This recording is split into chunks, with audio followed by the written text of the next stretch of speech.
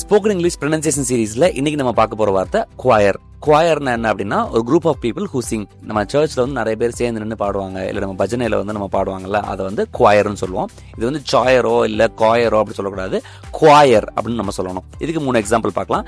She join the school choir. வந்து ஸ்கூல்ல இருக்கிற குவாயர்ல ஜாயின் பண்ணிட்டா. The choir sang beautifully. ரொம்ப அழகா அந்த குவாயர் பாடினாங்க.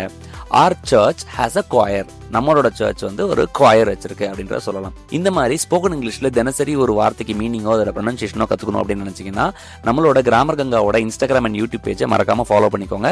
இதுல நாங்க தினமும் ஃப்ரீயா 5 வீடியோஸ் போட்டுட்டு இருக்கோம். அண்ட் நீங்க ஸ்போக்கன் இங்கிலீஷ் கத்துக்கிற ஒரு ஆளா இருக்கீங்கன்னா இந்த வீடியோஸ் எல்லாம் பயங்கர பயனுள்ளதா இருக்கும். உங்களுக்கு ப்ராக்டிஸ் கொடுக்குறோம், நிறைய நாங்க எஃபர்ட்ஸ் கொடுக்குறோம். ஸோ எங்களோட பேஜை மறக்காம ஃபாலோ பண்ணிக்கோங்க.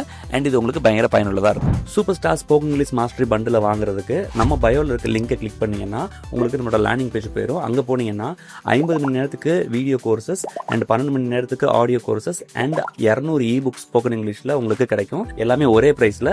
உங்களோட கோர்ஸை இன்னைக்கே வாங்குங்க.